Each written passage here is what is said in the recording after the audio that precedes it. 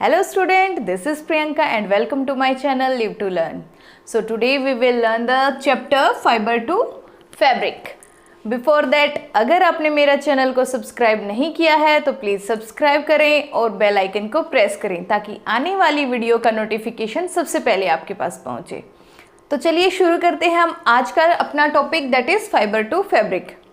जब बच्चों आप कभी मार्केट जाते हो कपड़े खरीदने तो आपने कपड़े वाले की शॉप पर देखा होगा बहुत वैरायटी के कपड़े मिलते हैं क्योंकि आप भी सीज़न के अकॉर्डिंग कपड़े खरीदते हो। गर्मियों में आप कॉटन के कपड़े पहनते हो, विंटर्स में आप वुलन क्लॉथ्स खरीदते हो। तो जो ये फैब्रिक्स हैं डिफरेंट टाइप्स के होते हैं। वहीं पर अगर हम अलग अलग कपड़ों की बात करें तो कुछ कॉटन के कपड़े होते हैं, कुछ पॉलिएस्टर होते हैं, नाइलॉन के होते हैं, कुछ वुलन क्लॉथ्स होते हैं, जॉर्जेट होता है, सिल्क होता है। तो वैरायटी ऑफ क्लॉथ्स हमें देखने को मिलती हैं इन द मार्केट। तो जो ये क्लॉथ्स हैं ये बनते कैसे हैं? अब क्लॉथ्स की बात कर रहे हैं तो हम यानी कि फैब्रिक्स की बात कर रहे हैं। फैब्रिक्स में हम क्लॉथ्स को इंक्लूड करते हैं। जब हम फैब्रिक्स की बात करते हैं, क्लॉथ्स की बात करते हैं तो कैसे बनते हैं, इसके लिए हमें तीन चीज़ों को आज पढ़ना है that is fibres, second one is the yarn और फैब्रिक। तो बेटा अगर हम फाइबर्स की बात करें तो फाइबर्स क्या होती है, सबसे स्मॉलेस्ट यूनिट होती है। जैसे अगर आपके पास कोई कॉटन लंप है, अब आपके पास कोई कॉटन होगी तो आप उसमें देखेंगे तो आपको क्या दिखेंगे, उसको अगर आप स्ट्रेच करोगे तो उसमें बहुत छोटे छोटे रेशे दिखते हैं। तो इन रेशों को ही फाइबर्स कहा जाता है। अब उसके बाद फाइबर्स के बाद बनता है यार्न, यानी कि बहुत सारे फाइबर्स को मिला के हम यार्न बनते हैं। अगर हम कॉटन से ही उसको बना के देखें तो अगर हम इस कॉटन को थोड़ा थोड़ा स्ट्रेच करते जाएंगे और अपने उंगली और अंगूठे के बीच में उसको ट्विस्ट करते जाएंगे तो ये इस तरह से एक थ्रेड जैसा बन जाएगा। और जो ये थ्रेड जैसा बनता है इसको हम कहते हैं यार्न। इसको हम आगे प्रोसेस इसकी पढ़ेंगे कि कैसे इसको हैंडलूम्स में बिल्कुल यार्न में और फिर इसको फैब्रिक्स में कन्वर्ट किया जाता है।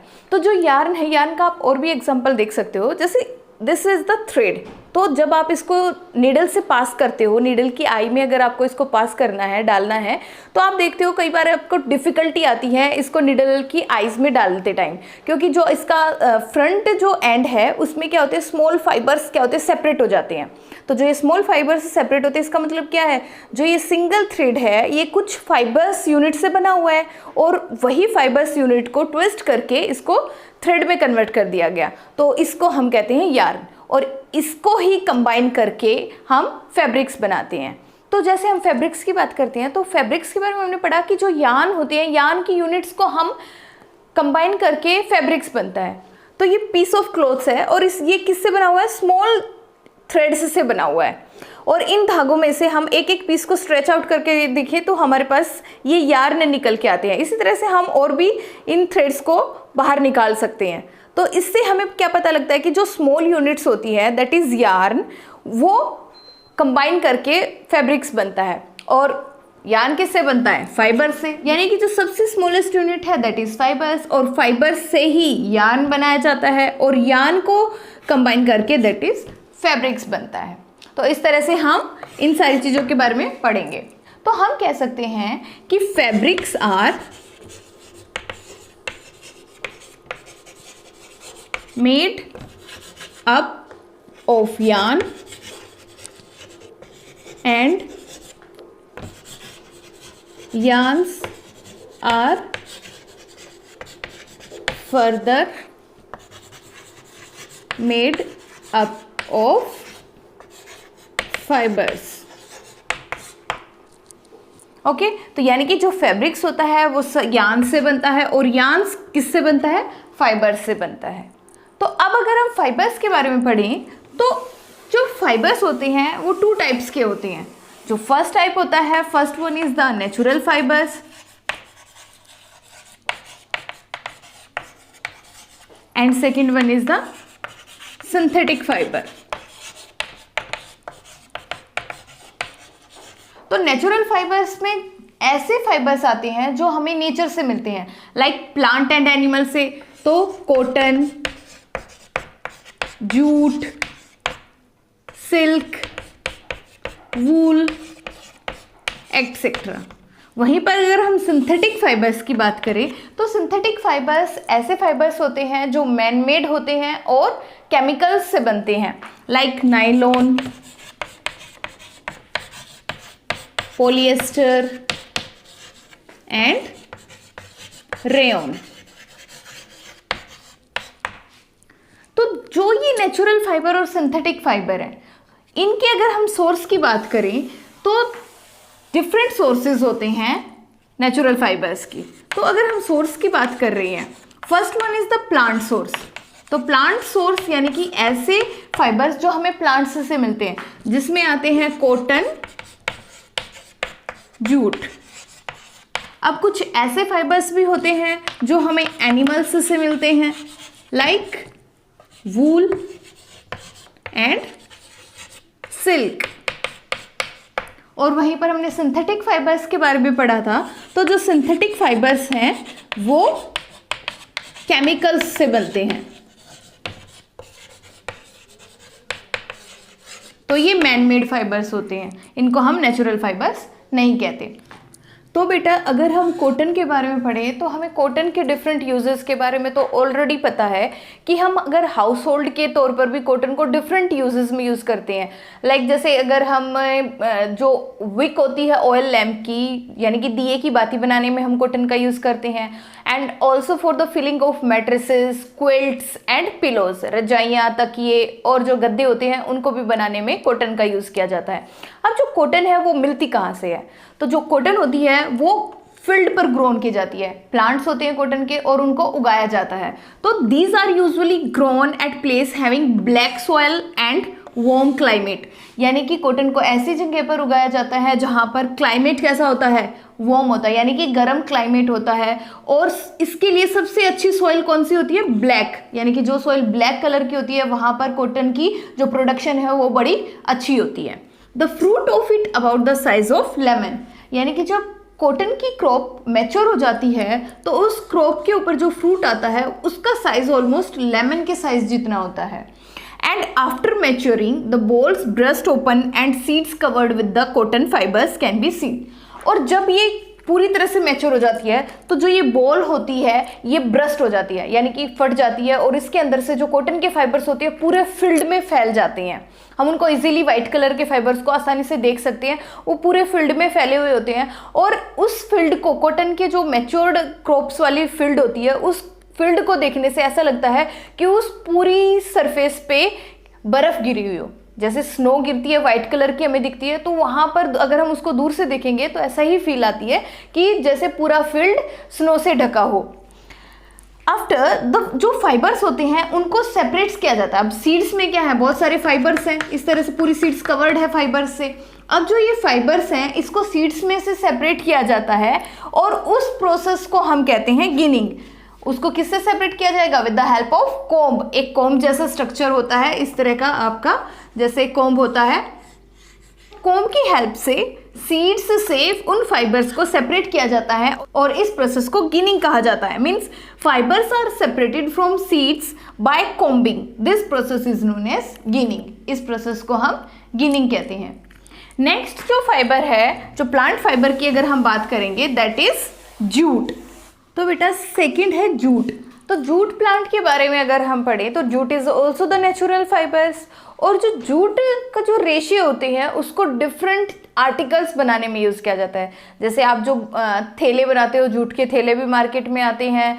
जूट की रस्सियाँ बनाने में यूज़ होती है जूट। और जूट के जो बहुत सारा सामान डालने के लिए, जैसे चीनी वगैरह डालने के लिए भी जो बोरे बनते हैं वो भी जूट से बनते हैं। जूट होता है वो मिलता कहाँ से है? तो these fibres are obtained from the stem of jute plant. इसकी भी खेती की जाती है, इसको ग्रो किया जाता है। और जो स्टेम होती है ना, जूट प्लांट की जो स्टेम होती है, उसकी जो ऊपर की छाल होती है, ऊपर की जो स्किन होती है, उसको उतारा जाता है, उसी को स्पिनिंग करके कन्वर्ट किया जाता है यार्न में।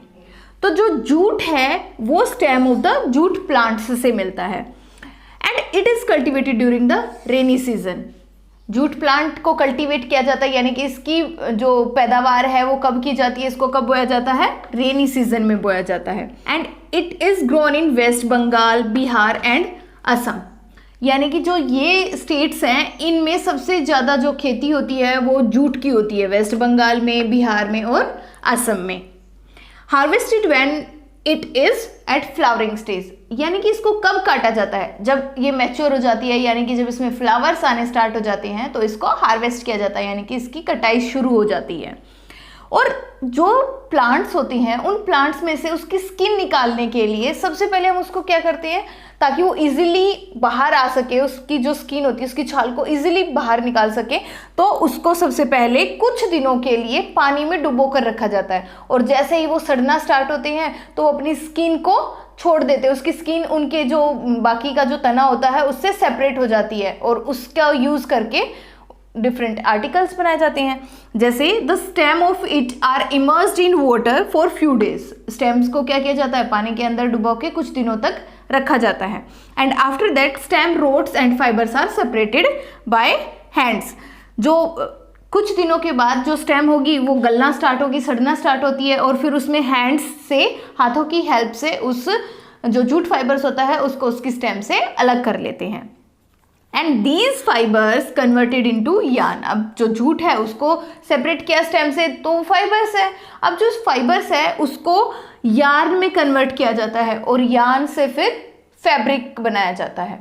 तो जो फाइबर्स तो हमें मिल गए, लाइक कॉटन से हमें फाइबर्स मिले, जूट से हमें फाइबर्स मिले, लेकिन अब जो जूट के जो फाइबर्स हैं या कॉटन के जो फाइबर्स हैं उनको यार्न में कैसे कन्वर्ट किया जाता है? क्योंकि हमने सबसे पहले एक प्रोसेस पढ़ी थी, दैट इज गिनिंग। गिनिंग को क्या कहते हैं कि जो सीड्स होती हैं कॉटन की उनसे फाइबर्स को अलग करने के लिए हम प्रोसेस का यूज़ करते हैं, उसको कहते हैं गिनिंग। अब जो फाइबर्स हैं उससे हम यार्न कैसे बनाएंगे, तो उसके लिए जो प्रोसेस है उसको हम कहते हैं स्पिनिंग। तो जो स्पिनिंग प्रोसेस है उसके बारे में अभी हम डिस्कस करेंगे। तो बेटा जो प्रोसेस है मेकिंग यार्न, यानी कि यार्न बनाने की जो प्रोसेस है, और यार्न किससे बनते हैं, फ्रॉम द फाइबर्स, और उस प्रोसेस को हम कहते हैं स्पिनिंग। यानी कि जो प्रोसेस है जिससे हम फाइबर से यार्न बनाते हैं उस प्रोसेस को स्पिनिंग कहा जाता है और इसको हिंदी में कहते हैं कताई। अब कताई कैसे की जाती है, जिसे मैंने वीडियो के स्टार्टिंग में आपको बताया था कि आपके पास कोई कॉटन होगी, कॉटन का लंप होगा, आप उसमें से क्या करोगे, कॉटन को इस तरह से स्मॉल स्मॉल पैचेस में खींचते जाओगे हल्का हल्का, और उसको क्या करोगे, उंगली और अंगूठे के बीच में उसको ट्विस्ट करते जाओगे। और जब इस तरह से आप इसको करते जाओगे तो आप देखोगे कि जो आपकी जो फाइबर्स हैं कॉटन के वो किस में कन्वर्ट हो रहे हैं, एक पतले से थिन थ्रेड में कन्वर्ट हो रहे हैं। और इसी तरह से जो स्पिनिंग होती है वो लार्ज स्केल पर की जाती है, क्योंकि जो यार्न होते हैं, थ्रेड होता है, वो तो बड़े स्केल पे चाहिए होता है, तो वो लार्ज स्केल पे की जाती है with the help of hands और ऑल्सो द मशीन्स। उसको हम हाथ की सहायता से भी कर सकते हैं और मशीन की सहायता से भी कर सकते हैं। अब जो पहले का टाइम था उसमें दो चीजें यूज होती थी, फर्स्ट टकली एंड सेकंड चरखा। चरखे को तो आप अच्छे से जानते होगे ना। तो टकली एक डिवाइस होती थी जो एक लॉन्ग नीडल लाइक स्ट्रक्चर्स की होती थी और उसको हैंड से ऑपरेट किया जाता था for making the yarn from the fibre.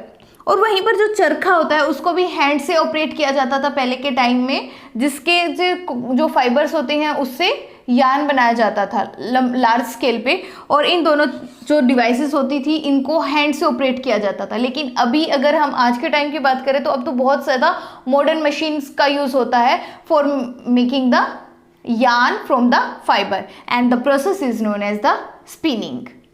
तो बेटा अब हमने स्पिनिंग में देखा कि जो फाइबर्स थे उससे यार्न बना, लेकिन अब जो यार्न है उस यार्न से फैब्रिक कैसे बनता है उसको हम जानेंगे।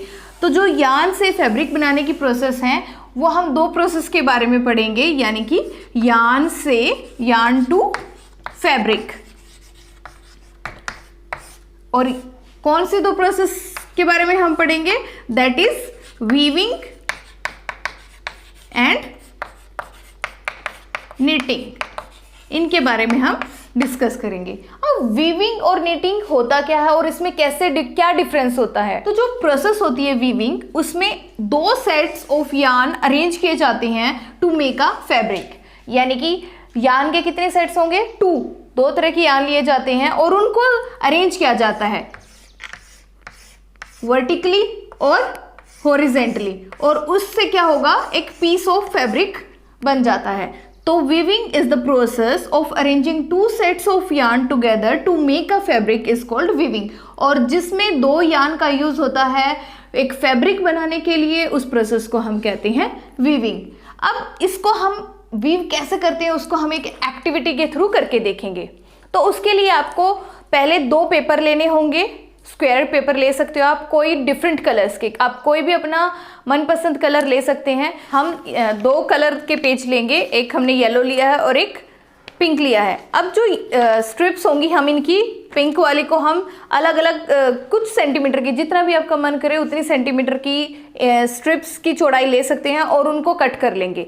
और जो येलो स्ट्रिप्स होंगी हम उसको इस तरह से काटेंगे कि उसका ऊपर वाला एरिया जो है अटैच रहे, यानी कि यहाँ से हम कैंची लेके यहाँ तक ही काटेंगे, इस एरिया तक काटेंगे, उसको पूरा ऊपर तक अलग नहीं करना, सेपरेट नहीं करना, सिर्फ उसको कट करने हैं और यहाँ तक उसको कट करेंगे। तो हमने इनकी स्ट्रिप्स को काट लिया है। जो हमने पिंक पेपर थी उसकी हमने इस तरह की स्ट्रिप्स को कटिंग कर ली है इस तरह से, और जो हमारा येलो वाला पेपर है उसको हमने इस तरह से कटिंग कर ली है स्ट्रिप्स की। ये आप देख रहे हो, इस तरह से हमने उसकी कटिंग कर लेनी है। ये ऊपर वाला जो सिरा है, ऊपर वाला जो एंड है वो कनेक्टेड रहेगा पेपर के साथ, उसको पूरा कट नहीं करना है, सिर्फ इतनी स्ट्रिप्स को आपको कट करना है इस तरह से। और जो सेकंड पेपर है उसको आपको पूरा कट करना है स्ट्रिप्स को। अब इनको हम अरेंज करेंगे, यानी कि वीव करेंगे। अब हमारे पास क्या हो गए, 2 सेट्स ऑफ यार्न हो गए। अब हम इनको वीव करेंगे। तो पहले हम इस जो पिंक स्ट्रिप्स है, पहले उसको एक स्ट्रिप्स के नीचे से लेंगे और एक के ऊपर से लेंगे। अब ये नीचे से हमारी है, तो अब हम इसको नेक्स्ट के ऊपर से लेंगे यहाँ से। अब दोबारा इसको नीचे से वीव करेंगे और यहाँ इसको लाके छोड़ देंगे, तो ये हमारा इस तरह के आ जाएगा। नेक्स्ट हम दूसरी स्ट्रिप्स लेंगे, फिर उसको अगर हमने यहाँ से ऊपर से लिया है तो हम इसको पहले नीचे से लेंगे और फिर इसको ऊपर से, देन अगेन एक यार्न के नीचे से, और फिर यहाँ से हम इसको इसके नीचे से लेके आएंगे और इसको यहाँ पर अरेंज कर देंगे। तो इस तरह से हमने यहाँ पे 2 स्ट्रिप्स यानी कि 2 यार्न से इतना पैटर्न बना लिया है, और जो बाकी की स्ट्रिप्स हैं उनको भी हम अरेंज करके इसको फुल पैटर्न बना सकते हैं। तो आप यहाँ देख सकते हो बेटा, हमने येलो और पिंक स्ट्रिप्स की हेल्प से यहाँ इनको 2 सेट्स ऑफ यार्न को वीव कर लिया है, और वीविंग के बाद आपको इस तरह का पैटर्न नजर आएगा। इसी तरह से 2 सेट्स ऑफ यार्न की हेल्प से लूम्स में लार्ज स्केल पर वीविंग की जाती है और उससे फैब्रिक बनाया जाता है। जैसे यहाँ पर हमने 2 सेट्स ऑफ स्ट्रिप्स की हेल्प से या फैब्रिक बना के देखा है, क्योंकि जो यार्न होता है वो बहुत ही थिन होता है, तो उससे हम इजीली वीव नहीं कर पाएंगे। तो इसलिए हमने इस एक्टिविटी को पेपर के साथ किया है। तो आप इस एक्टिविटी को घर पे करके देख सकते हो, और ये बहुत ही इंटरेस्टिंग भी है। तो आप ऐसा करना, तो पेपर लेना और उससे इस एक्टिविटी को परफॉर्म करना, और इस तरह से पेपर स्ट्रिप्स की हेल्प से आप एक फैब्रिक बना के उसको अपनी कॉपी में भी पेस्ट कर सकते हैं। वहीं पर अगर हमने यहाँ पर देखा कि हमने पेपर स्ट्रिप्स की हेल्प से एक फैब्रिक बनाया है, लेकिन यही जो फैब्रिक होता है ये यार्न से बनता है और वो लूम्स में बनता है। It is done on looms. The looms are either hand operated और power operated। और जो looms होते हैं वहाँ पर या तो हाथों से काम किया जाता है या मशीन्स की हेल्प से उनको यार्न से फैब्रिक में कन्वर्ट किया जाता है। वहीं पर अगर हम सेकेंड प्रोसेस की बात करें, दैट इज नीटिंग। नीटिंग क्या होती है? A single yarn is used to make a piece of fabric is called knitting. Knitting process होती है, उसको हम बुनाई भी कहते हैं। जैसे आप लोगों ने घर पे मम्मी को, दादी को, नानी को ऊन की हेल्प से स्वेटर, आपकी कैप, मफलर वगैरह बनाते हुए देखा होगा। तो वो 2 सिलाई लेके एक सिंगल यार्न की हेल्प से उसको बुनती जाती हैं और उससे एक फुल फैब्रिक बनाती हैं, और इसी प्रोसेस को नीटिंग कहा जाता है, जिसको हम बुनाई भी कहते हैं। अब डिफरेंस क्या है वीविंग और नीटिंग में? यहाँ पर आप लोगों ने देखा कि 2 सेट्स ऑफ यार्न, यानी कि जो वीविंग होती है उसमें 2 सेट्स ऑफ यार्न यूज होते हैं, जिसको हॉरिजेंटली और वर्टिकली प्लेस किया जाता है और उससे फैब्रिक बनता है। लेकिन नीटिंग में अ सिंगल यार्न इज यूज्ड, और नीटिंग में सिर्फ एक थ्रेड यानी कि सिंगल यार्न का यूज होता है फॉर मेकिंग द फैब्रिक, और इस तरह से फैब्रिक बनाया जाता है और हम उसको यूज करते हैं फॉर वियरिंग। इसके बाद बेटा अगर हम देखें, क्योंकि हमने क्लॉथ्स देखिए फैब्रिक्स बनाना सीखा, वीविंग और नीटिंग की हेल्प से फैब्रिक बनता है, लेकिन what is the history of the clothes? यानी कि क्या पहले के टाइम से और आज तक सेम ऐसे ही कपड़े को बनाया जाता है और पहनते हैं? बिल्कुल नहीं। तो हम उसी हिस्ट्री के बारे में डिस्कस करें। तो बेटा अगर हम हिस्ट्री की बात कर रहे हैं तो एंसाइंट टाइम में जो पीपल्स थे वो उनके पास क्लोथ्स तो होते नहीं थे, तो वो ज़्यादातर जो बार्क ऑफ द ट्री होती है या जो लीव्स होती थी बड़ी बड़ी, उन लीव्स को रैप करते थे अपनी बॉडी पे और उनको ही अपनी बॉडी कवर करने के लिए वो यूज़ करते थे। लेकिन फिर उसके बाद जैसे ही मॉडर्नाइजेशन होता गया यानी कि टाइम आगे बढ़ता गया तो जो पीपल्स थे वो कॉटन और फ्लैक्स यानी कि कॉटन और फ्लैक्स की खेती करने लगे। और ये ज़्यादातर जो नील रिवर थी उसके किनारे की जाती थी क्योंकि वहाँ पर वाटर की अवेलेबिलिटी भी हो जाती थी। और ज़्यादातर जो पहले के टाइम थे वहाँ उस टाइम में लोग ज़्यादातर कॉटन और फ्लैक्स का यूज़ ज़्यादा होता था।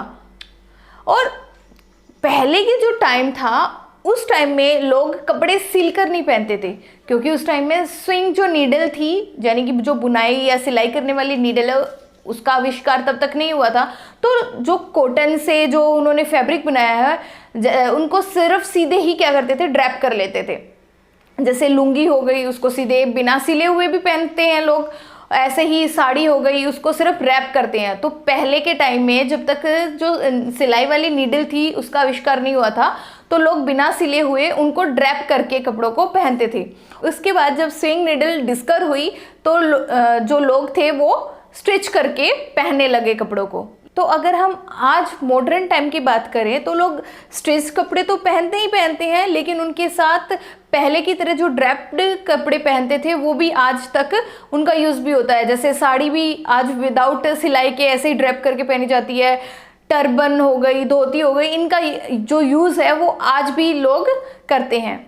ऐसे ही जो हमारा पूरा इंडिया है वहाँ पर वैरायटी ऑफ क्लॉथ्स पहने जाते हैं, अलग अलग स्टेट में अलग अलग वैरायटी के कपड़े पहने जाते हैं। जैसे अलग अलग स्टेट में फूड क्या होता है अलग अलग खाते हैं, वैसे ही अलग अलग वैरायटी के कपड़े भी आपको हर स्टेट में देखने को मिलेंगे।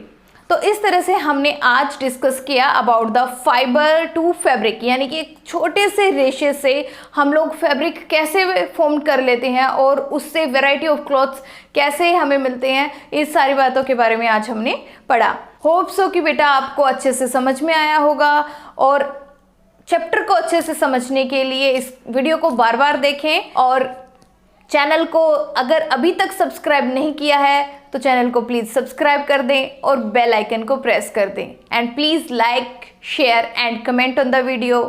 Thank you.